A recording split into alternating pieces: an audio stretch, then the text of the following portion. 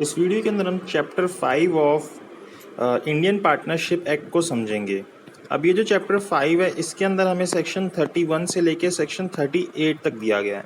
ये जो सारे सेक्शन है ये हमें इनकमिंग एंड आउटगोइंग पार्टनर के बारे में बताते हैं कि किस तरीके से पार्टनर आता है और किस तरीके से जाता है।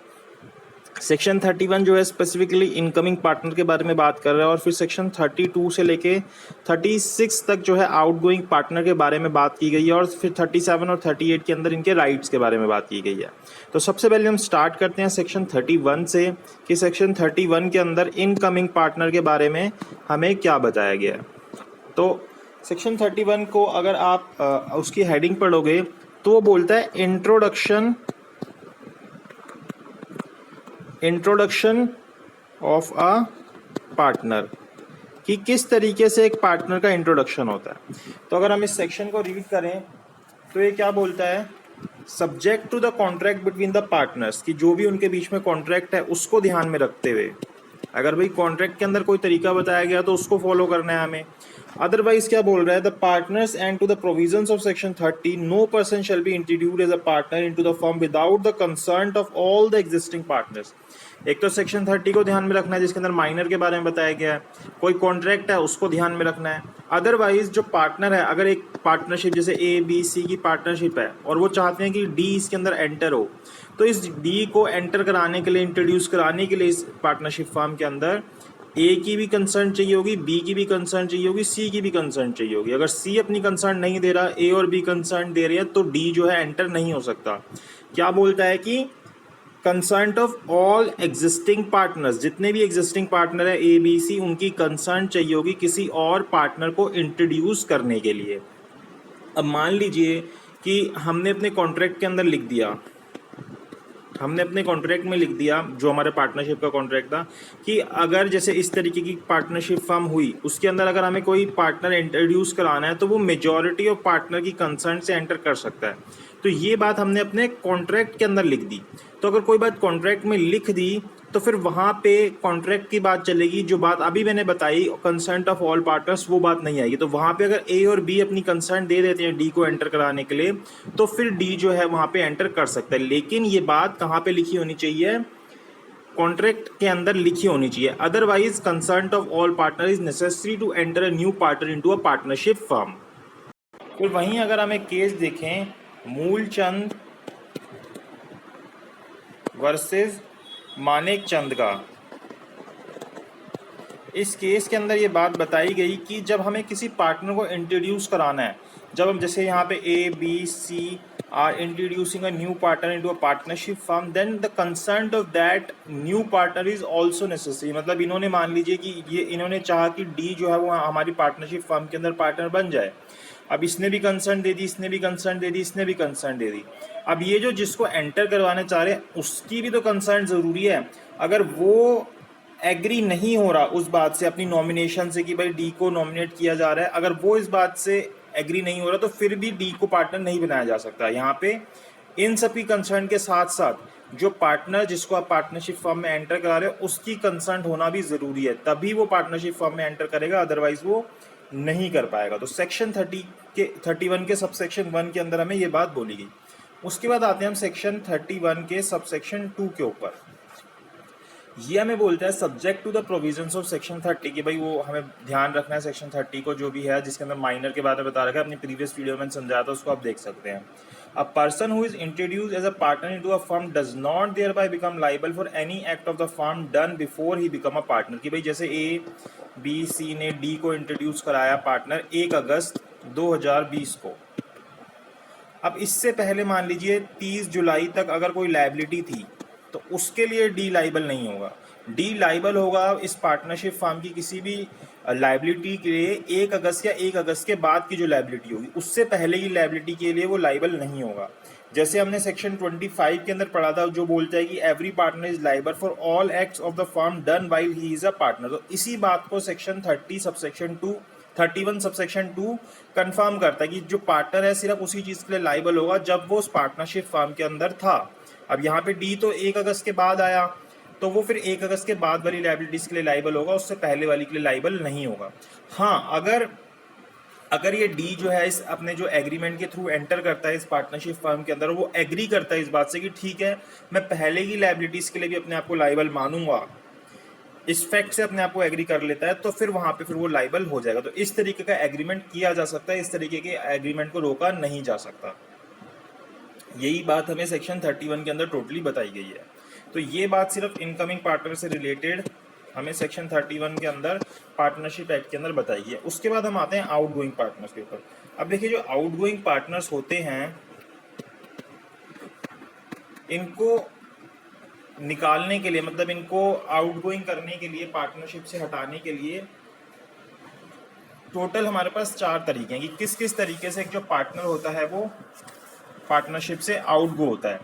तो अगर ये हम 4 तरीके देखें तो कौन कौन से? पहला तरीका होता है रिटायरमेंट से, दूसरा तरीका होता है एक्सपल्शन से, तीसरा तरीका होता है इंसॉल्वेंसी से, और चौथा तरीका होता है डेथ से। So these are the 4 ways in which a partner out goes from a partnership firm, कि इन 4 तरीकों से वो चला जाता है पार्टनरशिप फर्म से। तो जो सेक्शन 32 है वो हमें रिटायरमेंट के बारे में बताता है कि किस तरीके से रिटायरमेंट से एक जो पार्टनर होता है वो पार्टनरशिप फर्म से चला जाता है। तो सेक्शन 32 को अगर हम देखें तो सेक्शन 32 क्या बोलता है?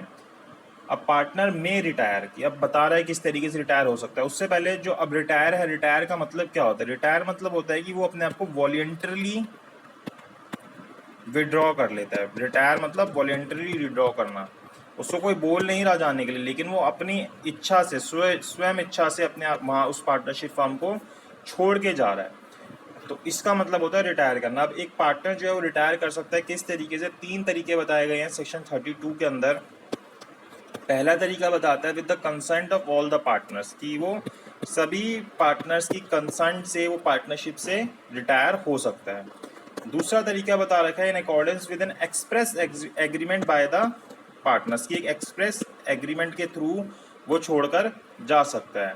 और तीसरा तरीका बताया है where the partnership is at will. Will कौन सी वाली? जो सेक्शन 7 के अंदर हमने पढ़ा था कि पार्टनरशिप एट विल क्या होती है, जहाँ पे हमने इस चीज़ को डिटरमाइन नहीं किया होता कि वो पार्टनरशिप फर्म कितने टाइम के लिए चलेगी।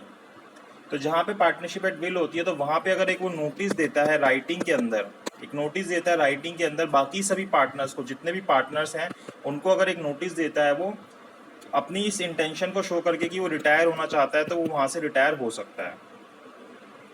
जो एक फर्म, अब ये 3 तरीके हो गए।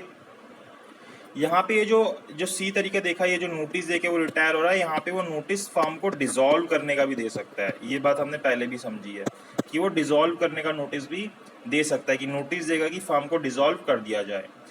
एक जो फर्म होती है वो किसी पार्टनर के रिटायरमेंट से डिसॉल्व नहीं हो जाती, जो अगर अगर जो भी उसके रिमेनिंग पार्टनर्स हैं अगर वो उसको कंटिन्यू करते रहते हैं। लेकिन इसके लिए क्या नेसेसरी होता है कि जो कंटिन्यूइंग पार्टनर वो कम से कम 2 हो, और जाने वाला जो पार्टनर है उसने डिसोल्यूशन का नोटिस ना दिया हो। जैसे कि ए बी सी जो थे पार्टनर थे, यहाँ पे सी जो है फर्म को छोड़ के जा रहा था, रिटायर कर रहा था, उसने नोटिस दिया कि भाई मैं छोड़ के जा रहा हूँ, और उसने ये बात नहीं बोली कि आप फर्म को डिसॉल्व कीजिए, सिर्फ इतना उसने नोटिस दिया। और ए और बी जो है वो उस फर्म को कंटिन्यू करना चाह रहे थे, तो ए और बी जो है उस फर्म को कंटिन्यू कर सकते हैं। क्यों? क्योंकि वो 2 या 2 से ज़्यादा पार्टनर्स थे और वो इस फर्म को कंटिन्यू कर सकते हैं, क्योंकि यहाँ पे इसको डिसॉल्व करने की बात नहीं की गई। तो ये फर्म जो है ए और बी के द्वारा आगे चलाई जा सकती है। तो सेक्शन 32 के सब सेक्शन 1 के अंदर हमें ये बात बताई गई। फिर उसके बाद हम आते हैं सेक्शन 32 के सब सेक्शन 2 के ऊपर, इनकी लायबिलिटी के बारे में बताया गया है। सेक्शन 32 के सब सेक्शन 2 आप अपने बेरेट को जरूर खोल के बैठिएगा, क्योंकि जब हम बेरेट में से साथ साथ पढ़ते हैं तो हमें ज़्यादा अच्छे से समझ आता है। सेक्शन 32 सब सेक्शन 2 हमें क्या बोलता है? A retiring partner may be discharge, कि जो एक रिटायरिंग पार्टनर होता है उसको डिस्चार्ज किया जा सकता है, may be discharge from any liability to any third party, कि भाई जैसे ए बी सी पार्टनर थे, ये पार्टनरशिप फर्म थी, सी जो है रिटायर कर रहा है और इनकी एक लायबिलिटी थी डी के अगेंस्ट, इसके अगेंस्ट इस पार्टनरशिप फर्म की एक लायबिलिटी थी। अब क्या है कि ये जो जब ये जो पार्टनर रिटायर कर रहा है, जैसे 1 तारीख को रिटायर किया, लेकिन ये लायबिलिटी जो डी के अगेंस्ट थी ये इनकी 1 अगस्त से पहले की थी। तो यहाँ पे जो रिटायरिंग पार्टनर है वो इस लायबिलिटी के लिए लाइबल होगा।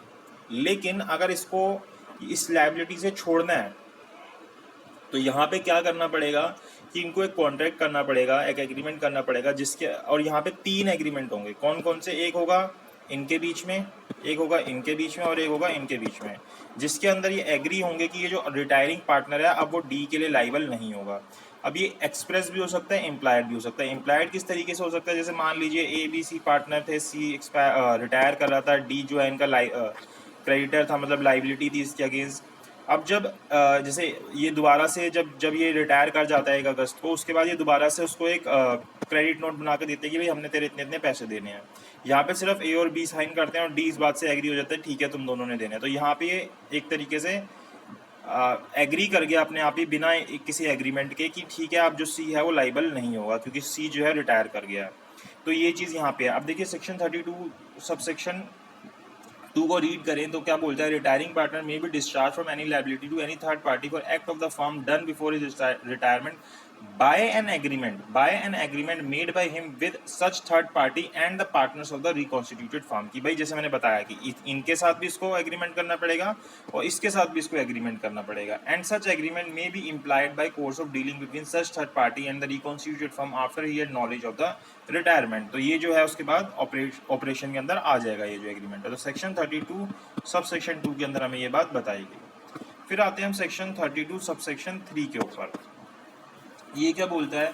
Notwithstanding the retirement of a partner from a firm, he and the partners continue to be liable as partner to third parties for any act done by any of them which would have been act of the firm if done before the retirement until a public notice is given to the retirement। कि भाई ये ज़रूरी है कि ये जो outgoing partner है, ये जो जा रहा था छोड़ के पार्टनरशिप फर्म को, ये अभी भी अपने एक्ट्स के लिए लाइबल होगा किसी थर्ड पार्टी को, जैसे डी है या ई है, आगे कोई भी बाहर का व्यक्ति है उसके लिए लाइबल होगा जब तक कि ये पब्लिक नोटिस नहीं दे देता अपनी इस रिटायरमेंट का। इस पब्लिक नोटिस से पहले के लिए ये सभी लाइबल होंगे। इस पब्लिक नोटिस के बाद जो है सी लाइबल नहीं रहेगा इस फर्म की किसी भी एक्ट के लिए।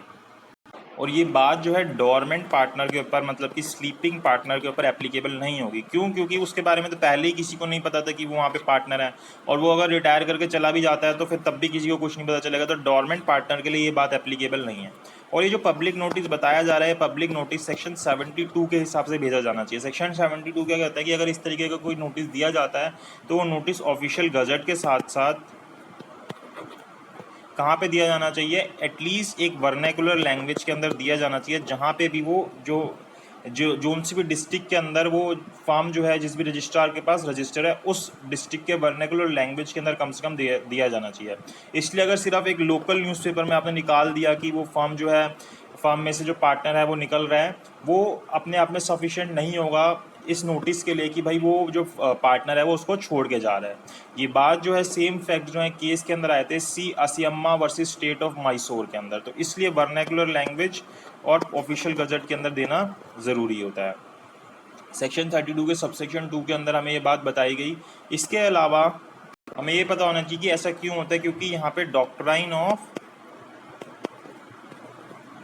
एस्टॉपल एप्लीकेबल होता है, जो कि हमने कौन से सेक्शन में पढ़ा था? सेक्शन 28 ऑफ पार्टनरशिप एक्ट में पढ़ा था। उस वीडियो को आप देख सकते हैं, मैंने उसके ऊपर डिटेल में वीडियो बना रखी है। सेक्शन 28 ऑफ पार्टनरशिप एक्ट, वो सेक्शन जो है जो डॉक्ट्राइन ऑफ एस्टॉपल के बारे में बात करता है, बहुत इंपॉर्टेंट सेक्शन है और आपको इसकी नॉलेज होनी चाहिए डॉक्ट्राइन ऑफ एस्टॉपल की।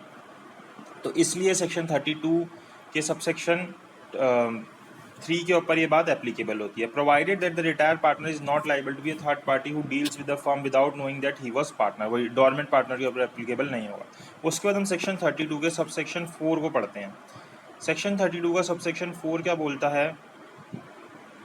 Notice under subsection 3 may be given by retired partner or by any partner of the reconstituted firm. तो ये जो नोटिस देना था, जो भी हमने पढ़ा सबसेक्शन 3 के अंदर, ये कोई भी दे सकता है, रिटायर्ड पार्टनर भी दे सकता है, और जो भी पार्टनर थे, जो जैसे न्यू पार्टनरशिप फर्म के अंदर जो रिकॉन्स्टिट्यूटेड पार्टनरशिप फर्म थी उसके अंदर से ए बी पार्टनर रह गए थे, सी छोड़ के चला गया था, तो ये नोटिस ए बी भी दे सकते हैं जो रिकॉन्स्टिट्यूटेड फर्म के पार्टनर्स है। तो सेक्शन 32 का सबसेक्शन 4 ये बोलता है कि दोनों में से कोई भी ये नोटिस दे सकता है। ऐसा कोई कंपलसरी नहीं है कि ये नोटिस इसी को देना है या फिर ये नोटिस इन्हीं को ही देना है। दोनों में से कोई भी ये चीज़ दे सकता है। तो सेक्शन 32 के अंदर जो रिटायरमेंट ऑफ पार्टनर है, इसके बारे में हमें इतना पता होना चाहिए। सेक्शन 32 के अंदर इतना ही दिया गया है। इसके बाद हम आते हैं सेक्शन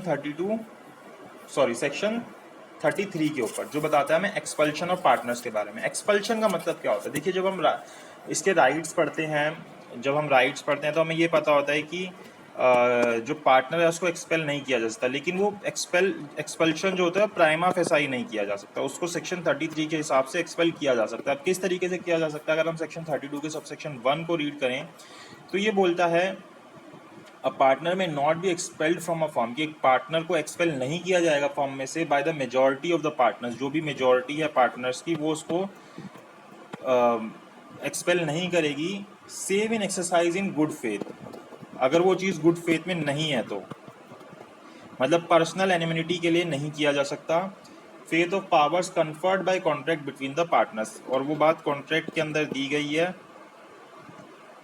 पार्टनर्स के बीच में। मतलब अगर आप समझो तो इसके अंदर क्या बोल रहा है कि अगर किसी को एक्सपेल करना है तो हम किस तरीके से कर सकते हैं, वो बात कॉन्ट्रैक्ट के अंदर दी गई हो, मेजॉरिटी ऑफ पार्टनर उस बात से मान रहे हो, गुड फेथ के अंदर हो अगर उसको एक्सपेल करना है, पर्सनल एनोमिनिटी के लिए नहीं होना चाहिए वो। उसके अलावा एक बात जो यहाँ पे नहीं लिखी गई वो ये होनी चाहिए कि जो जिस भी पर्सन को, जिस भी पार्टनर को आप एक्सपेल कर रहे हो उसको आप सुनो,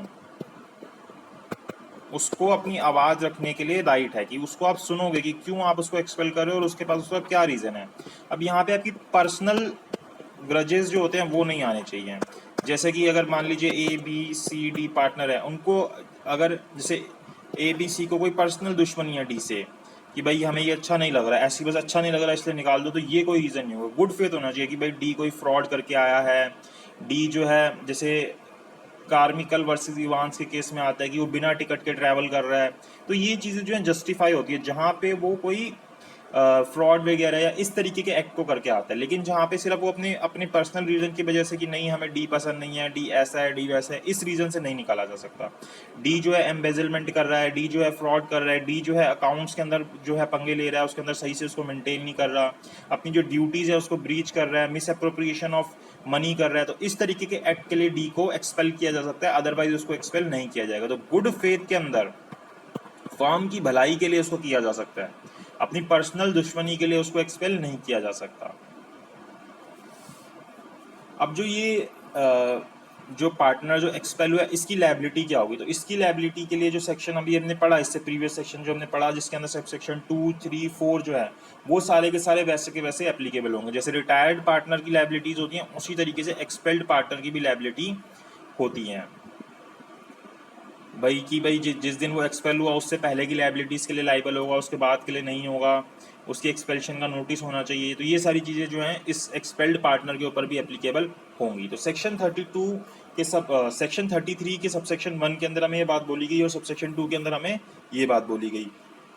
अब हम आते हैं सेक्शन 34 के ऊपर। सेक्शन 34 जो है हमें इंसॉल्वेंसी के बारे में बताता है, मतलब एक तरीका है जिससे कि पार्टनर जो है निकल जाते हैं फर्म से, insolvency of partner. This is also method where a partner outgoes from a firm. अब इसका सबसेक्शन 1 क्या बोलता है? सेक्शन 34 का सबसेक्शन 1 बोलता है कि where a partner in a firm is educated and insolvent, कि भाई जहाँ पे जैसे ABC पार्टनर थे या D पार्टनर था, यहाँ पे D जो था इंसॉल्वेंट हो गया, इस वजह से इसको फर्म से निकाल दिया गया, ये इंसॉल्वेंट हो गया, क्योंकि एक इंसॉल्वेंट पार्टनर जो है वो पार्टनरशिप फर्म के अंदर पार्टनर नहीं रह सकता। He ceases to be a partner on the date on which the order of education is made, whether or not the firm is hereby dissolved। अब यहाँ पे चाहे वो फर्म डिसॉल्व हो या ना हो, जिस दिन भी वो इंसॉल्वेंट हुआ है उस दिन से वो सीज कर जाएगा, मतलब खत्म हो जाएगा to be a partner of that partnership firm. अभी यहाँ पे पार्टनर नहीं रहेगा। सबसेक्शन 2 बोलता है where under a contract between the partners the firm is not dissolved by the education of a partner as an insolvent, कि भाई उनके कॉन्ट्रैक्ट के हिसाब से ये बात बोली गई थी कि अगर कोई पार्टनर इंसॉल्वेंस की वजह से चला जाएगा तो हमारी जो पार्टनरशिप फर्म है वो कंटिन्यू रहेगी, वो डिसॉल्व नहीं होगी। अब ये जो ABC थे, ये जो 3 पार्टनर थे, ये मिलके इस पार्टनरशिप फर्म को कैरी फॉरवर्ड कर रहे थे, The estate of the partner so adjudicated is not liable for any act of the firm and the firm is not liable for any act of the insolvent. तो यहाँ पे जो अब ये पार्टनरशिप रह गई ए बी सी के बीच में, ये जो है किसी भी एक्ट के लिए लाइबल नहीं होगी डी के, और डी जो है किसी भी एक्ट के लिए लाइबल नहीं होगा इस पार्टनरशिप फर्म के। अब इसकी सारी लाइबिलिटीज जो है वो खत्म हो जाएंगी because now he is insolvent. इसकी किसी भी पर्सनल असेट्स को बेचा नहीं जाएगा इस पार्टनरशिप फर्म की लाइबिलिटी को पे करने के लिए, और ना ही अब ये पार्टनरशिप फर्म लाइबल होगी इसके एक्ट्स के लिए। Not liable for any act of the insolvent done after the date on which the order of education is made. जिस भी दिन वो एजुकेशन का ऑर्डर बनाया गया उसके बाद से। तो ये चीज़ें हमें सेक्शन 34 के अंदर बताएगी, सबसेक्शन 1 और सबसेक्शन 2 के अंदर, कि डेथ ऑफ पार्टनर से क्या इफेक्ट पड़ता है इसका। और यहाँ पे जब किसी पार्टनर की डेथ होती है तो वहाँ पे नोटिस देने की भी ज़रूरत नहीं होती। जैसे अभी हमने पिछले 2 सेक्शंस पढ़े 33 और 32, जब कोई पार्टनर आउट गो करते हैं तो वहाँ पे नोटिस देने की ज़रूरत होती है। लेकिन जब किसी की डेथ होती है इस वजह से कोई पार्टनर आउट गो करता है तो वहाँ पे नोटिस देने की ज़रूरत नहीं होती किसी पार्टनर के डेथ हो जाने पे। सॉरी इंसॉल्वेंट हो जाने पे। उसके बाद आते हैं हम सेक्शन 35 के ऊपर। सेक्शन 35 जो है वो डेथ के बारे में बात करता है, जो मैंने अभी पहले बोल दिया। सेक्शन 35 जो है liability of estate of disease partner, ये जो है इंसॉल्वेंट पार्टनर की तरह होता है। मतलब सेक्शन 32 और 33 देखो तो एक जैसा है, और सेक्शन 34 और 35 देखो तो ये दोनों एक जैसे हैं। ये रिटायरमेंट एक्सपेल्शन के बारे में बात करते हैं, इंसॉल्वेंट डेथ के बारे में बात करते हैं। अब देखिए, जो अगर किसी पार्टनर की डेथ हो जाती है वहाँ पे क्या होता है, अगर कोई पार्टनर की डेथ हो जाती है तो अगर हम देखें, जैसे भी अभी हमने जो भी पहली चीज़ें देखी, ज़्यादातर तो ये होता है कि जब कोई पार्टनर आउट गो करता है तो फर्म जो होती है वो डिसॉल्व हो जाती है, जब तक कि कॉन्ट्रैक्ट के अंदर ये ना लिखा गया हो कि ये पार्टनर जो रिमेनिंग पार्टनर होंगे वो उसको कंटिन्यू करते रहेंगे। अब ऐसे ही अगर किसी पार्टनर की डेथ हुई तो वहाँ पे भी नॉर्मल सी बात है कि जो पार्टनरशिप है वो डिसॉल्व हो जाएगी। लेकिन अगर उन्होंने इस तरीके का कॉन्ट्रैक्ट बना रखा है कि अगर रिमेनिंग पार्टनर्स 2 या 2 से ज़्यादा बचते हैं तो उसको कंटिन्यू कर सकते हैं, तो वो बात सेक्शन 35 के ऊपर भी एप्लीकेबल होगी। अब यहाँ पे क्या बोलते हैं, where under a contract between the partners the firm is not dissolve by the death of the partner, the estate of the disease partner is not liable for any act of the firm done after his death. तो यहाँ पे भी वही बात बोल रहा है कि जैसे 1 अगस्त को अगर उसकी डेथ हुई तो इसके बाद से जो जैसे मान लीजिए डी की डेथ हुई थी, तो अब इसकी जो एस्टेट है वो किसी भी चीज़ के लिए लायबल नहीं होगी जो पार्टनरशिप फर्म आगे कंटिन्यू कर रही है ए बी सी के बीच में। इतनी सी बात हमें यहाँ पे बताई गई है। और यहाँ पे भी जो जैसे अगर किसी की डेथ होती है तो यहाँ पे भी कोई पब्लिक नोटिस देने की ज़रूरत नहीं है कि भाई एक पार्टनर जो है उसकी डेथ हो गई है। तो इंसॉल्वेंट पार्टनर और जो डेड पार्टनर होता है उसकी एक तरीके से देखा जाए तो सेम लाइबिलिटीज़ होती हैं कि भाई उसके बाद से वो लाइबल नहीं होता और हमें नोटिस भी देने की ज़रूरत नहीं होती। तो सेक्शन 34 और सेक्शन 35 के अंदर इंसॉल्वेंट और डेथ ऑफ द पार्टनर के बारे में बताया गया। अब अगर हम आए सेक्शन 36 और सेक्शन 37 के ऊपर, उसके बाद हम देखेंगे सेक्शन 38। सेक्शन 36 एंड सेक्शन 37 हमें जो आउटगोइंग पार्टनर्स हैं उनके राइट्स के बारे में बताते हैं। अभी हमने देखा क्या लाइबिलिटीज होंगी सेक्शन के, हर एक सेक्शन के साथ साथ, लेकिन ये दोनों जो सेक्शन है ये हमें राइट्स बताते हैं of those partners who has left the firm because of any reason, whether it is due to expulsion, retirement, death, insolvency, किसी भी रीज़न की वजह से छोड़ा तो उनके क्या राइट्स होंगे वो यहाँ पे भी बताता है। तो जो सेक्शन 36 है वो हमें बताता है right of outgoing partner to carry on competing business, कि वो उसी कंपटीशन में बिजनेस को कैरी फॉरवर्ड कर सकता है। और सेक्शन 37 बताता है हमें right of outgoing partner in a certain case to share subsequent profits, कि जो भी उस पार्टनरशिप फर्म का प्रॉफिट हो रहा है subsequently after is retirement, expulsion, death or insolvency, तो उसके बाद उसको उसके अंदर सब्सिक्वेंट प्रॉफिट मिलेगा, तो वो किस हिसाब से मिलेगा वो हमें यहाँ पे बता रहा है। अब देखिए सेक्शन 36 के ऊपर अगर हम आए, सेक्शन 36 हमें ये बोलता है कि जैसे मान लीजिए A B C D partner थे, अब डी जो है वो रिटायर करके गया यहाँ से या उसको एक्सपेल कर दिया गया, ठीक है। अब ये गया यहाँ से तो इसके बाद इसने क्या किया, जैसे ये लोग शूज़ बेचने का काम कर रहे थे, डी ने भी सेम इनकी कंपटीशन के अंदर एक बिज़नेस चालू किया शूज़ बेचने का। तो यहाँ पे ये जो फर्म है इसको रोक नहीं सकती कि वो उसकी कंपटीशन का काम करे। तो डी जो है को अलाउड है कि वो अपनी पार्टनरशिप फर्म के कंपटीशन के अंदर काम कर सकती है, लेकिन डी के ऊपर कुछ रेस्ट्रिक्शंस होंगी। अब वो क्या रेस्ट्रिक्शंस होंगी वो देखते हैं हम। ये क्या बोलता है, an outgoing partner may carry on a business competing. अब देखिए कंपटीशन का बिजनेस वो कर सकता है, कंपिटिंग with that of the firm, and he may advertise such business but subject to contract to the contrary he may not। अब वो क्या नहीं करेगा वो बताता है। पहली चीज वो क्या नहीं करेगा, यूज द फार्म नेम। वो फार्म नेम को यूज नहीं करेगा। जिस फार्म से वो रिटायर करके आया वो ये नहीं लिखेगा that I was a partner of that particular firm, ABC and company का पार्टनर था, इस तरीके की चीज वो नहीं लिखेगा।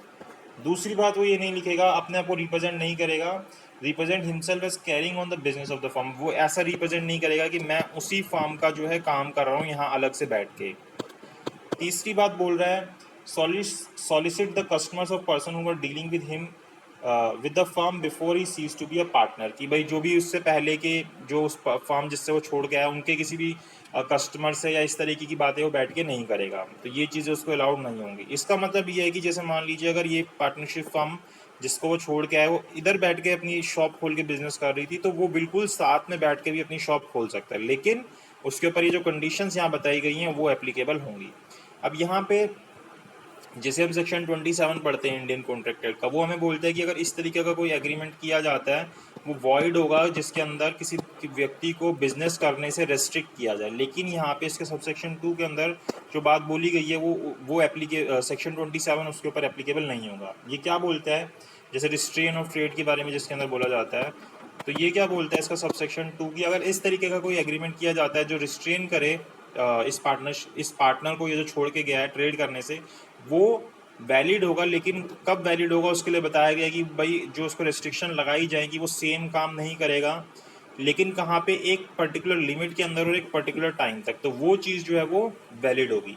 A partner may make an agreement with his partner of that on ceasing to be a partner he will not carry on business similar to that of the firm within a specified period or within a specified local limits, and notwithstanding anything contained in section 27 of Indian Contract Act, such agreement shall be valid if restrictions imposed are reasonable। वो जो उसके ऊपर restriction लगाई गई हैं वो कैसी हैं, रीजनेबल हैं। अनरीजनेबल रेस्ट्रिक्शन नहीं लगाई जानी चाहिए उसके ऊपर। तो रीजनेबल रेस्ट्रिक्शंस अगर उसके ऊपर लगाई जा रही हैं तो वहाँ पे वो जो है वैलिड होगा। अब जैसे एक केस है, केस का नाम है विटे बिल वर्सेस ब्रैडफोर्ड।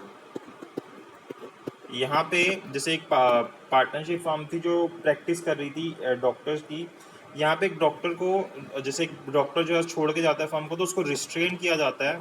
उसके ऊपर ये कंडीशन लगाई जाती है कि वो अगले 21 ईयर्स तक प्रैक्टिस नहीं करेगा और विद इन 10 माइल्स नहीं करेगा, उसके बाहर जाके जो मर्जी कर। तो ये जो रेस्ट्रिक्शन है एक तरीके से रीजनेबल रेस्ट्रिक्शन है। तो ये यहाँ पे जो इसके साथ एग्रीमेंट किया गया इस पार्टनर के साथ, ये एग्रीमेंट कैसा है, वैलिड एग्रीमेंट है और ये वैलिड रहेगा, ये जो है एप्लीकेबल रहेगा। तो सेक्शन 36 के अंदर में इस राइट के बारे में बताया है। फिर आते हैं हम सेक्शन 37 के अंदर। सेक्शन 37 हमें दो चीज़ें बताता है।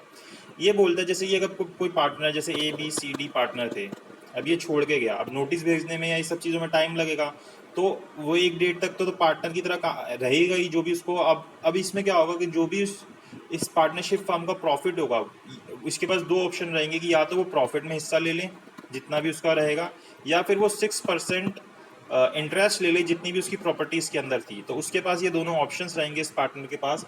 तो अगर हम इस सेक्शन को रीड करें, क्या बोलता है, where any member of the firm has died or otherwise ceases to be a partner, कि भाई मर गया या सीज हो गया किसी भी तरीके से, अब पार्टनर नहीं रहा उसके अंदर, and the surviving or continuing partners carry on the business of the firm with the property of the firm without any final settlement of account as firm as between the them and outgoing partner, कि भाई वो अब carry forward करते रहते हैं उस business को और अपने अकाउंट्स को फाइनल सेटलमेंट नहीं करते। Then in the absence of a contract to the contrary, the outgoing partner or his estate is entitled to the option of himself or his representative to such share of profit made since he ceased to be a partner। तो जिस भी दिन से वो partner है ना seize किया, उस दिन से उस आगे का वो प्रॉफिट मांग सकते हैं जितना भी उसका प्रॉफिट बनता था। मतलब उसके रिलेटिव हो गए या रिप्रेजेंटेटिव हो गए अगर वो डिजीज हो गया, अदरवाइज वो खुद हो गया अगर वो रिटायर करके गया, एक्सपेल हुआ, इंसॉल्वेंट हुआ, इस तरीके से ceases to be a partner has maybe attributable to the use of his share of the property of the firm or interest at the rate of 6% per annum on the amount of his share in the property of the firm, या फिर वो 6% का interest मांग सकता है जितनी भी उसने इन्वेस्टमेंट कर रखी थी, अपनी प्रॉपर्टी थी जितनी भी उसकी उस फर्म के अंदर, तो उसके ऊपर वो 6% इंटरेस्ट मांग सकता है या फिर वो प्रॉफिट में हिस्सा मांग सकता है। लेकिन अब इसके लिए भी ये लाइबल नहीं होगा कब, जब ये जो इसने अपना शेयर था वो रिमेनिंग पार्टनर्स को या कॉन्टिन्यूइंग पार्टनर्स को बेच दिया, तो फिर वो इस चीज़ के लिए लाइबल नहीं होगा। Provided that where by contract between the partners an option is given to surviving or continuing partner to purchase the interest. अब वो बात कॉन्ट्रैक्ट के अंदर लिखी होनी चाहिए कि जो रिमेनिंग पार्टनर होंगे या कॉन्टिन्यूइंग पार्टनर होंगे उसके पास ये राइट है कि वो जो आउटगोइंग पार्टनर से उसका शेयर खरीद सकते हैं, और अगर ऐसी चीज़ होती है to purchase the interest of the deceased or outgoing partner and the option is duly exercise, कि उसको एक्सरसाइज किया जाता है, the estate of the disease partner or the outgoing partner or his estate as the case may be is not entitled to any further or other share of the profit. तो वो profit लेने के लिए या किसी भी तरीके से हिस्सा लेने के लिए, इंटरेस्ट लेने के लिए लाइबल नहीं होगा। But if any partner assuming to be act in exercise of the option does not in all material respect comply with the terms thereof, he is liable to account under the foregoing provisions of this section। लेकिन अगर वो सही से नहीं करते तो फिर वो लाइबल होगा। तो सेक्शन जो 37 है उसके अंदर हमें ये बात बताई गई कि किस तरीके से उसके पास ये राइट रहेगा कि वो अपना हिस्सा जो है किस तरीके से इंटरेस्ट ले सकता है या किस तरीके से प्रॉफिट में हिस्सा ले सकता है। फिर आते हैं हम सेक्शन 38 के ऊपर। सेक्शन 38 जो है हमें revocation of continuing guarantee bye a change in firm बताता है। मतलब अगर हम इस सेक्शन को रीड करें, जैसे हम सेक्शन पढ़ते हैं कॉन्ट्रैक्ट एक्ट के अंदर, वहाँ पे क्या होता है, जैसे हम कॉन्टिन्यूइंग गारंटी के बारे में बात करते हैं, जैसे यहाँ पे रिवोकेशन ऑफ कॉन्टिन्यूइंग गारंटी है। कॉन्टिन्यूइंग गारंटी के बारे में जैसे कॉन्ट्रैक्ट एक्ट के अंदर अगर हम बात करते हैं, वहाँ पे क्या होता है, जैसे मान लीजिए एक श्योरिटी रखी गई और श्योरिटी को बिना बताए अगर जैसे ए और बी के बीच में कोई लायबिलिटी थी, इसको एज ए श्योरिटी रखा गया और इनके बीच में वो जो कॉन्ट्रैक्ट था जिसके बेसिस पे वो लायबिलिटी थी उसके अंदर कोई वेरी किया जाता है, तो फिर जो इसकी श्योरिटी होती है, इसकी जो गारंटी होती है वो ख़त्म हो जाती है, रिवोक हो जाती है। तो वही चीज़ यहाँ पे बताई गई है। क्या बोलता है, a continuing guarantee given to a firm, की कोई अगर कॉन्टिन्यूइंग गारंटी किसी फर्म को दी गई है और to a third party in respect of the transaction of a firm, की जो भी कोई ट्रांजैक्शन होगी फर्म की उसके लिए गारंटी दी जाती है, is in the absence of agreement to the contract revoked as to the future transaction from the date of any change in the constitution of the firm. तो अगर कॉन्स्टिट्यूशन ऑफ द फर्म के अंदर कोई change किया जाता है उस व्यक्ति को बिना बताए, तो वहाँ पे उसकी जो लायबिलिटी है, वो जो कॉन्टिन्यूइंग गारंटी थी वो ख़त्म हो जाएगी। यहाँ पे आप केस पढ़ सकते हैं नीलकमल मुखर्जी वर्सेस बीडी मुखर्जी, इससे आपको ये एकदम क्लियर हो जाएगा। जहाँ पे वो अपना नाम जो है, जो पार्टनरशिप का नाम होता है वो बाद में चेंज करके एन मुखर्जी एंड सन्स कर देता है। पहले उसका नाम एनसी मुखर्जी होता है, फिर उसको वो सब्सिक्वेंटली चेंज कर देता है एन मुखर्जी एंड सन्स से। तो यहाँ पे जो उसकी कॉन्टिन्यूइंग गारंटी थी वो रिवोक हो जाती है, जो श्योरिटी होता है वो लाइबल नहीं रहता। तो सेक्शन 38 के अंदर हमें इतनी बात बताई गई है। तो अगर आपको वीडियो अच्छी लगी है तो इसको लाइक कर दीजिएगा, चैनल को शेयर कर दीजिए, वीडियो को शेयर कर दीजिएगा, सब्सक्राइब कर दीजिएगा और कमेंट करके ज़रूर बताइएगा कि कैसी लगी। इसके बाद हम डिसोल्यूशन ऑफ फर्म के बारे में बात करेंगे, जो सेक्शन 39 से हमें आगे के सेक्शंस के अंदर बता रखा है। इस वीडियो के लिए इतना ही।